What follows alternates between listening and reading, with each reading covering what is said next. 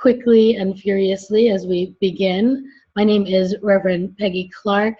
I'm a GreenFaith Fellow, pastor in Hastings on Hudson, and was the primary organizer for my denomination for the Climate March a few years ago. I'm thrilled that you're all here. I'm seeing more and more people coming in. I'm going to kill a minute here with smiling while people sign in and sort of get the hang of Zoom. While we're getting ready, let me tell you all that we are recording this.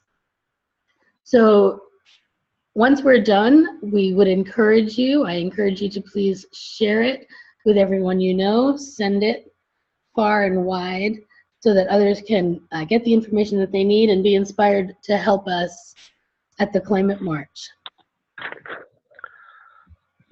As we're beginning, I also really want to thank GreenFaith for putting this together. Those of us who know GreenFaith are always astounded. They are, whenever I meet the staff, I think, man, these people are fighting above their weight class. Such a small organization that has astounding impact.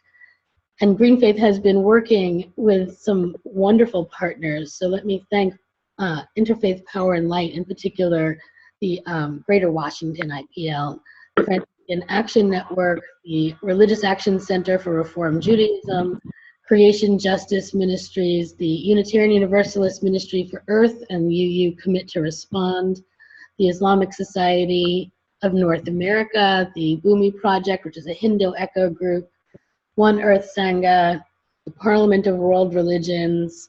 There's so many organizations that are coming together to make this happen. We are very, very grateful for everybody's work.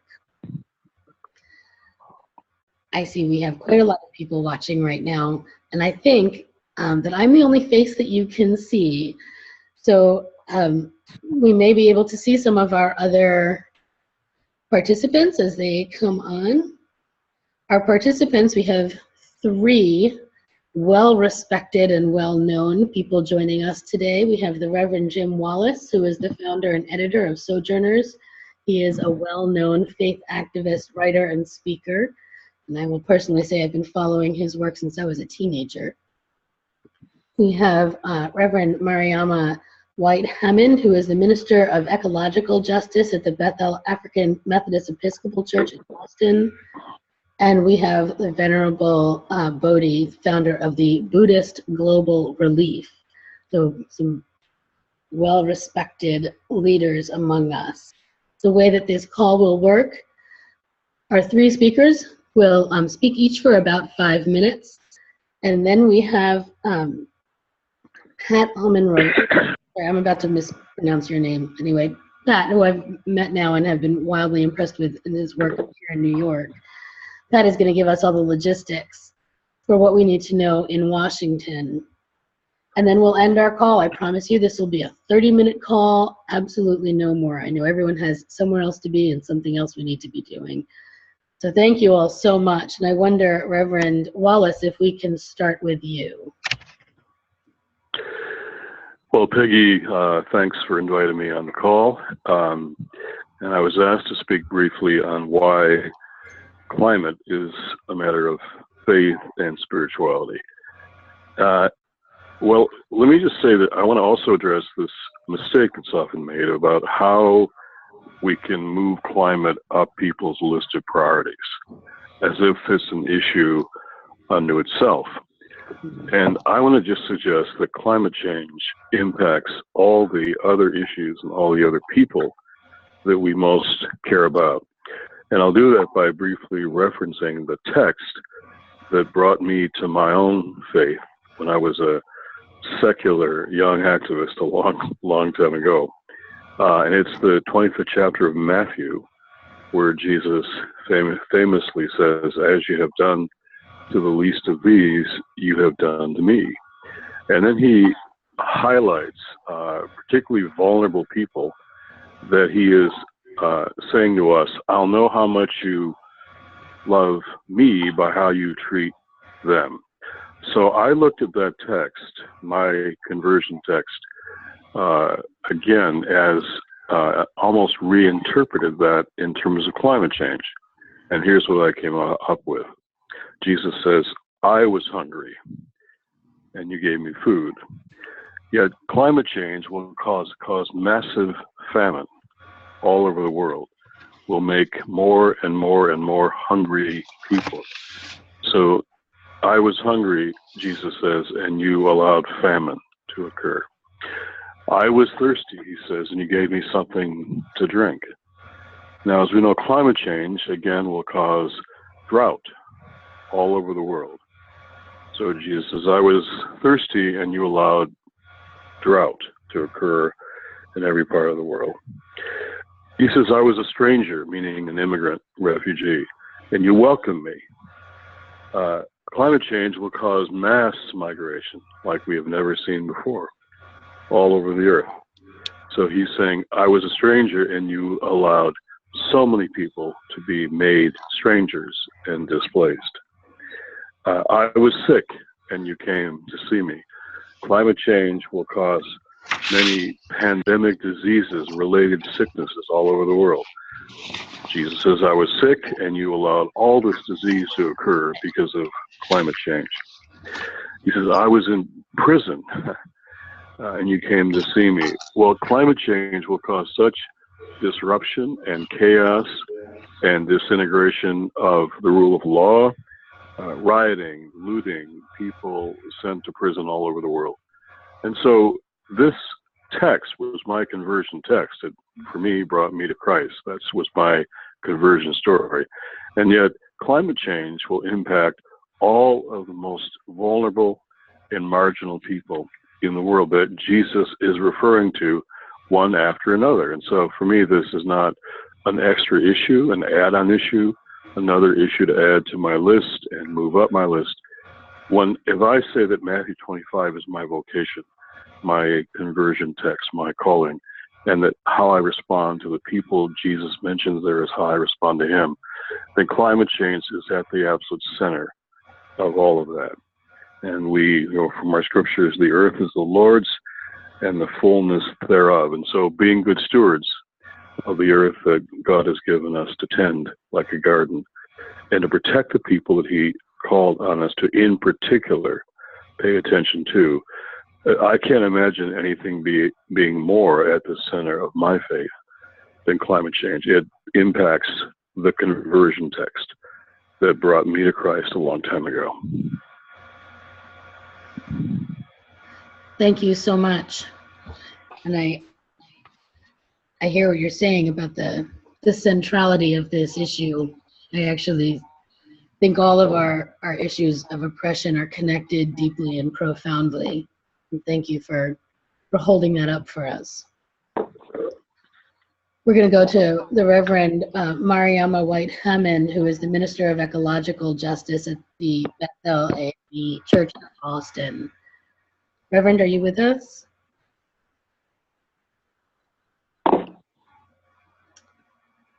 I think that she is. Am I right?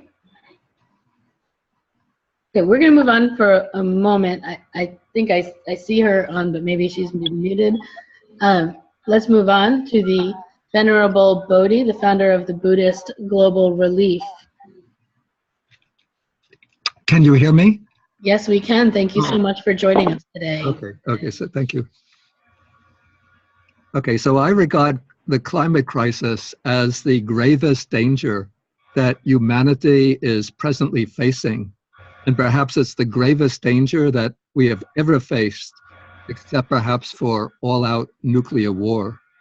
Now, what makes the climate crisis so pernicious is that climate change is occurring primarily, gradually, below the threshold of perception. So it might strike virulently only on occasion and in specific regions. And so the human mind is, in a sense, allowed to continue to move in the rut of denial. So it's spared the impact of taking in a full global image of climate change.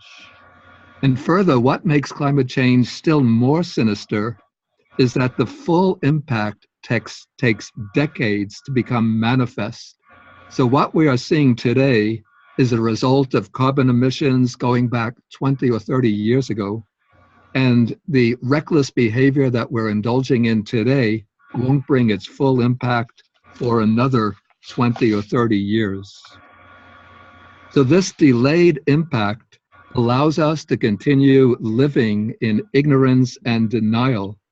And the danger is that we become so accustomed to the bizarre and extreme weather events that we normalize them and don't recognize the full risk that they pose to human civilization.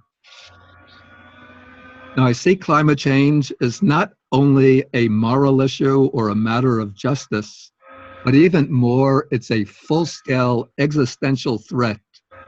When the full consequences hit, everyone on this planet will be affected. We could even say that human life on this planet is in the crosshairs, and if we continue as usual, we're going to bring down human civilization from its origins right to the present. But climate change is also a moral issue and a justice issue because there is a certain iniquity built into its origins.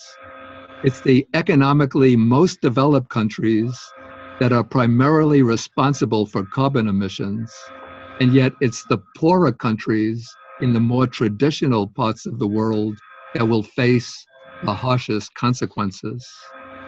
Particularly in grave danger, as Reverend Jim Wallis mentioned, is the global food supply. For many people of the world,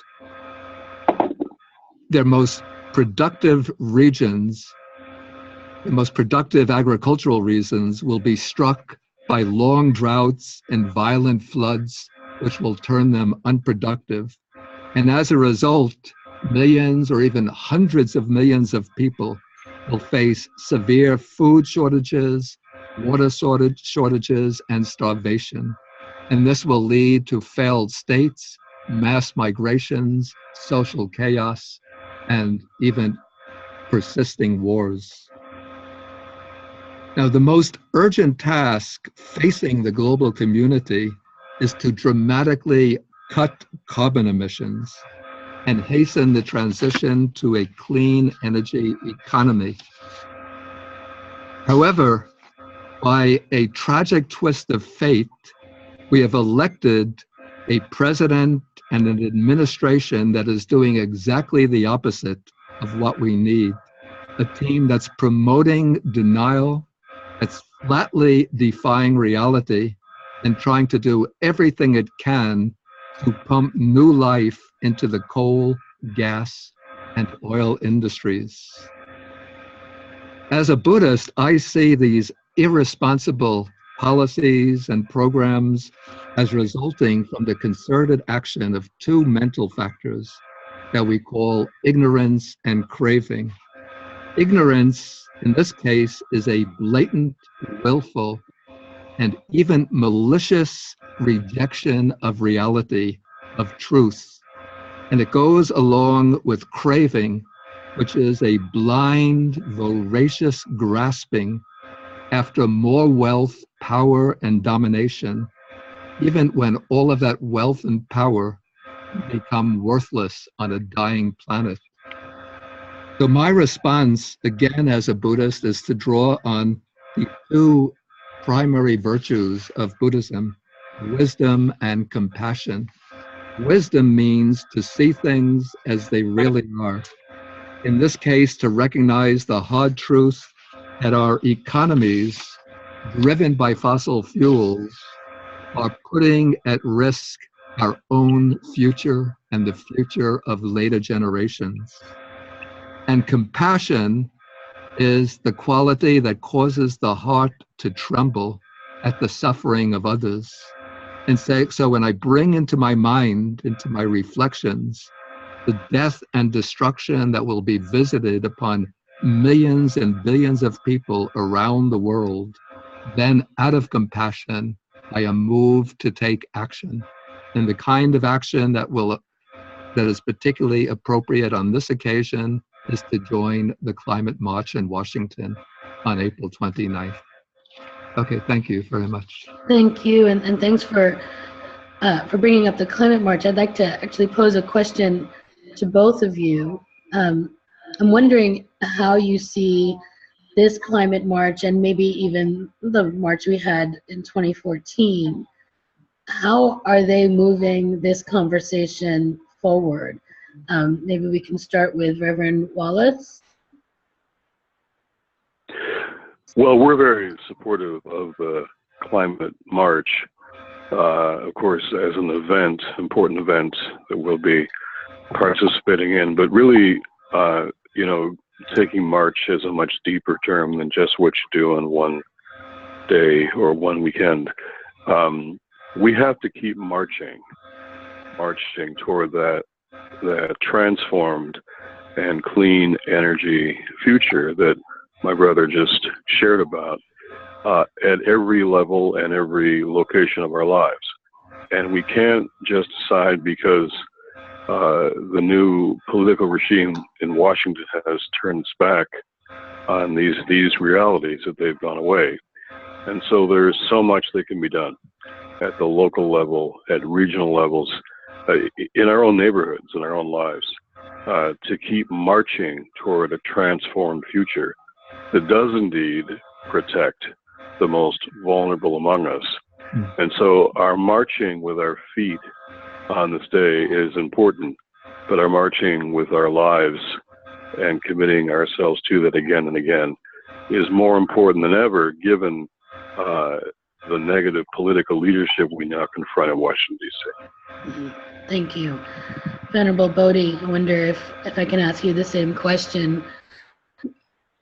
How is it good? Well, basically, I completely agree with Reverend Wallis that it's not sufficient for us just to participate in one event to symbolically show our demand for the transition to a clean energy economy. We have to continue to put unrelenting pressure on this administration. And in fact, what I would say, I don't confidentially, I don't really have much hope for this administration. But what we have to do in the next election, the next congressional election,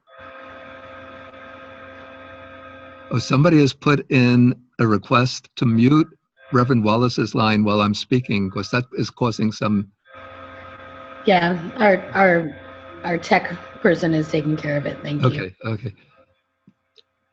So what we have to do is to continue to put unrelenting pressure on this administration, but in the next congressional election, we have to bring into Congress people, congressmen, candidates who are aware of the grave crisis, climate crisis, and are willing and ready to take action to implement climate-friendly policies.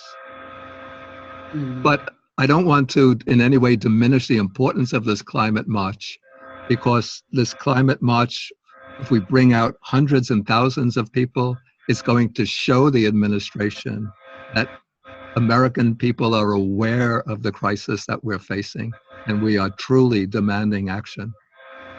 And perhaps by some twist of grace, through some act of grace, the light might shine and illuminate Trump's mind, and he might realize that if he wants to become the great president that he aspires to be, he has to be the one to lead the transition to a new clean economy, not continue to try to revive the dying fossil fuel companies. Amen. We're going to move into some logistics, but while we do, anyone who has a question, please feel free to put it in the chat. If we don't get to all the questions today, we will be sending this video, a link to this video, out to everybody, and we will send answers to all of your questions, or in whatever way we can possibly answer them. But so go ahead and put your questions into the chat, and we'll get to them if we can. But before we do that, Pat, I wonder if you can tell us about this march, what it is that we need to know so that we can all participate. Sure, I'd be happy to, Peggy. Thank you. Folks, I'm very happy to be with you today. I apologize that I am not at a place where I can use the full functionality of Zoom, so I am just calling in, so you don't get to look at my picture, but maybe that's a blessing in disguise. At any rate, my name's Pat Almenrode. I've worked for a long time with the New York City affiliate of 350.org, and I did a fair amount of work in 2014 helping organize the faith community's participation in that march. And I'm very happy to be working again with Fletcher and with Peggy and with everybody else that is working towards that same goal for this march. I'd like to draw your attention first to the faith page on our website. And that web address is just faith.peoplesclimate.org. There's no apostrophe in there, so again, it's faith.peoplesclimate.org. We are trying very hard to make this a sort of one-stop place for all of the information and all of the communication tools that you might need. There is a lot of stuff on just the faith landing page, including some links to some other pages, but we just put up today a link to downloadable, customizable bulletin inserts that can be used in the weeks preceding the march here. We've also got, actually, I'd just like to draw your attention to one thing in particular on this page. We've got links to a listserv that we're maintaining for faith participation in this march, and to echo what's been said about the need to continue on after April 29th, we're hoping that that listserv can form the nucleus of a faith movement to really advance the cause of climate protection in the country. So if you'd like to get the most up-to-date information sent to you, joining that listserv is a really good idea. It's about midway down the page, the link, it's under the heading Join the Faith Contingent in the People's Climate March. There's a link that says send an email to so-and-so and you will get on the listserv.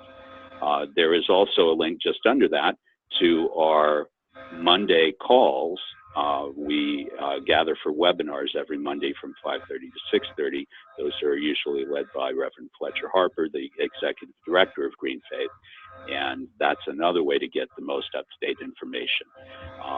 Other than those two, we will be trying to keep everything as up-to-date as possible on the website so that you can go there for the information that you need. I also want to point out that there is a second page under faith, and that's associated faith events. Here we're listing events leading up to the march, the events on the day of, and events after the march that are faith related, and we've got a lot on there already. If you have events that you'd like included on here, please email me. My email address is all over this website, so you shouldn't have any trouble. But just to give it to you, just in case, it's PALMONRODE@gmail.com. So you can send me any listings that you'd like included on the Associated Faith Events page, and I'll be happy to put them up just as soon as I can. We've got services the day of. We've got various faith climate action weeks that people are putting on, and Earth Action weekends, all kinds of things on here. So please check those out for events in your area. And there is one other page in the faith section of the People's Climate March website, and that is a faith-related transportation page. Here we're trying to collect information about buses that are specifically organized by faith communities to come to DC. So we've got a bus from Chicago, we've got a bus from New Jersey, we've got several buses from New York City, a bus from Philadelphia on here already. If you have a bus that you've organized for your faith community, and you, in particular, if you still need some help filling some seats, this would be a good place to advertise it. So please send me that information and I'll be happy to put it up. There is also a main transportation page on the website, and you can find those links on our pages, and that will send you or your congregants or anybody else to other buses that are just organized by other organizations. As far as the day of, the information that I have right now is that we'll be assembling on the mall side of the Capitol building along 3rd Street. And there will be signs leading you to the assembly area for the faith contingent. And we hope, we plan to have signs for individual faith groups, denominations, or other faith groups, as we did back in 2014. We will assemble there at about 11 o'clock, or beginning at 11 o'clock. We'll proceed down Pennsylvania Avenue. We'll encircle the White House, hopefully 3 or 4 or 5 rows deep, and we'll finish on the grounds of the Washington Monument, where there will be a gathering, probably with speakers, perhaps with musicians, and some other events. I believe Estrella has a map graphic that I hope she's able to share with you now. If not, we'll be sending that out to everybody who registered for this call, and eventually it will be posted on the website. And let's see, there will not be a large multi-faith service before the march this year, as there was in 2014. Instead, there are a number of different multi-faith and individual faith services and activities planned the night before the march and the morning of. Those, all that we're aware of so far, are listed on the faith-related events page of the website. And again, if you have anything planned, please let us know and we'll put that up here. I guess the only other thing I'd like to say is that we would like for all of you to consider sending an email to your congregation, or consider a temple talk or whatever suits your practices, talking about why you support the Climate March, what tools there are for people to get involved. You can certainly send them to the website. Buses that might be available near you, or buses that you might be organizing so that people can get to DC. Information about sister marches if you can't get to DC, although we're hoping that everybody who possibly can will come to DC. But there are sister marches being organized around the country, and that information also is on the main page of the People's Climate March website. That's just peoplesclimate.org. And you can find out about buses by entering your zip code on the People's Climate March homepage to see what buses have already been set up. So we're hoping over the next, what have we got now, 3 weeks or so, we're hoping that everybody will get that sort of word out to their congregation, and that we'll have a very strong participation once again by the faith community in this People's Climate March. So thank you. Thanks so much, Pat. We have one question about the Monday phone calls. What time, and is that morning or evening? They are at 5:30 p.m. and they last about an hour. They use the same Zoom platform, and there is a link. Let's see, where is that link? And that's Eastern time, Pat, right? Yes, yeah, that's right. Thank you. I always forget that. That's very important. It's 5:30 p.m. Eastern. There is a link on the main faith page, the faith.peoplesclimate.org. I'm just trying to find it right now. Let's see. It's under the heading, Join the Faith Contingent in the People's Climate March. It says, we gather for webinars every Monday from 5:30 to 6:30 p.m. Eastern Time. And then there's a link. Thank you so much. And I'm aware that our time is just about over. For those people who went to the Climate March in 2014, I'm sure that you know the power of hundreds of thousands of people taking to the streets to declare a new moral norm. For those who weren't there, I hope that you not only come, but that you bring your congregations, your family, your neighborhood. This is the critical moral issue of our day. And I'm so grateful to be here with all of you. I'm grateful that we'll all be taking to the streets in just a few weeks, that we will raise up our voices, and that we will continue the work well past April. Thank you all so much. Again, there will be a recording of this. If you registered for the call, you'll get a link, and you'll also have whatever questions are left, we will try to answer. And we'll send all of the links out that Pat just gave us so everyone has them. Thank you to the Venerable Bodhi, and thank you to Reverend Wallis. Thank you, Pat and Estrella, for making all of this happen. It's been good to be with all of you. I hope everyone has a beautiful day. And thank you for hosting. Thank you, Peggy. Bye-bye.